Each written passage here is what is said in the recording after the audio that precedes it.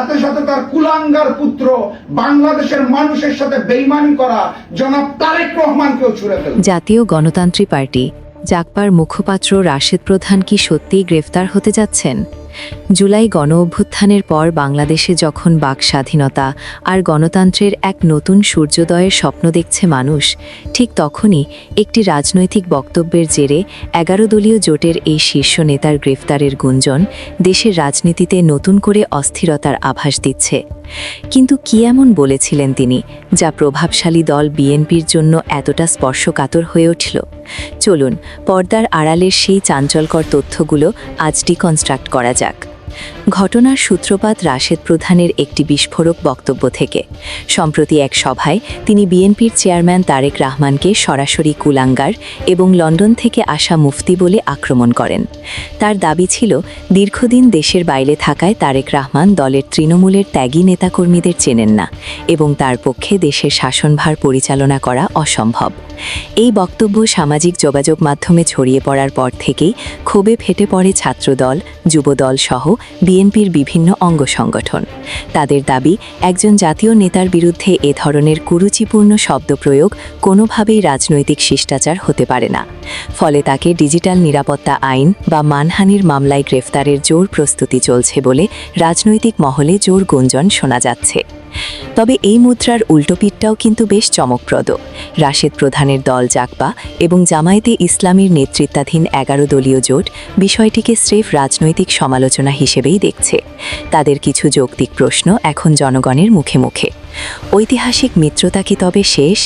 রাশেদ প্রধানের বাবা মরহুম শফিউল আলম প্রধান ছিলেন ২০ দলীয় জোটের অন্যতম বিশ্বস্ত শরিক। বিগত ১৭ বছর স্বৈরাচারের বিরুদ্ধে লড়াইয়ে এই পরিবারের অবদান অনস্বীকার্য। সামান্য একটি শব্দের মারপ্যাচে সেই ঐতিহাসিক মিত্রতাকে ভুলে গিয়ে জেল জুলুমের পথ বেছে নেওয়া কি চরম অকৃতজ্ঞতা নয়?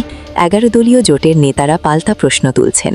তারেক রহমানকে নিয়ে বলা কথায় যদি গ্রেফতার হতে হয়, তবে জামায়াতে ইসলামীর আমির ডাক্তার শফিকুর রহমানকে নিয়ে বিএনপির মদতপুষ্ট নেতারা যখন সাদা শকুন বা চুম্মা শফিকের মতো জঘন্য শব্দ ব্যবহার করেন, তখন সেই শিষ্টাচার কোথায় থাকে?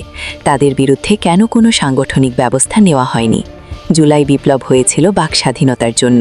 এখন যদি স্রেফ সমালোচনার দায়ে রাষ্ট্রযন্ত্র ব্যবহার করে কাউকে গ্রেফতার করা হয়, তবে সাধারণ মানুষ কি বলবে না যে একটি স্বৈরাচারের পতন ঘটিয়ে দেশ আরেকটি নতুন স্বৈরাচারের কবলে পড়েছে? রাজনৈতিক বিশ্লেষকদের মতে রাশেদ প্রধানের শব্দচয়ন হয়তো অনেকের কাছে রুচিশীল মনে হয়নি, কিন্তু এর প্রতিকার যদি হয় পুলিশি হয়রানি বা ডিজিটাল নিরাপত্তা আইনের অপব্যবহার, তবে তা হবে ২০২৬ সালের বাংলাদেশের জন্য এক বড় পরাজয়। ফ্যাসিবাদী আমলে এভাবেই বিরোধী কণ্ঠস্বর রোধ করা হতো। বিএনপি যদি আজ একই পথে হাঁটে, তবে তা তাদের জন্য একটি বড় রাজনৈতিক ফাঁদ হিসেবে প্রমাণিত হতে পারে। গণতন্ত্র মানে শুধু ক্ষমতা নয়, গণতন্ত্র মানে ভিন্নমত সহ্য করার সক্ষমতা। রাশেদ প্রধানের এই ঘটনাটি তাই এখন বাক স্বাধীনতার এক বিশাল অ্যাসেট টেস্ট। বিএনপি কি এই ফাঁদে পা দিয়ে ফ্যাসিবাদকে ফিরিয়ে আনবে, নাকি সহনশীলতার পরিচয় দেবে? সেটাই এখন দেখার বিষয়। দর্শক, আপনাদের কি মনে হয়? রাশেদ প্রধানের এই বক্তব্য কি আসলেই গ্রেফতারের মতো অপরাধ, নাকি এটি ক্ষমতার দম্ভ থেকে একটি রাজনৈতিক কণ্ঠরোধের অপচেষ্টা? আপনার মূল্যবান মতামত কমেন্টে লিখে জানান।